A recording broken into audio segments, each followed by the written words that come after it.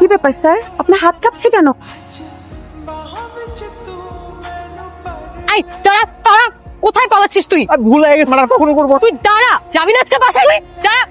বউ শোনো না বউ, প্লিজ জুতার হাত থেকে নামাও না, প্লিজ জুতার হাত থেকে নামাও। তুই মিথ্যা কেন বলে সেটা বল। বউ ভাল লাগে না? না পরনারী খুব ভাল লাগে। এগুলো তুমি কি বলতেছো? ভুল হয়ে গেছে, তার জীবনে কিছু না, প্লিজ জানার মতো মাফ করে দাও। চুপ, আর একটা কথাও না। কানে ধর, কান ধরে 50 বার উঠবস করবি, না হলে কিন্তু জুতার মারি একটাও মাটিতে পড়বে না। পড়বি কিনা বল। বল। কি চাপা চোর নাকি?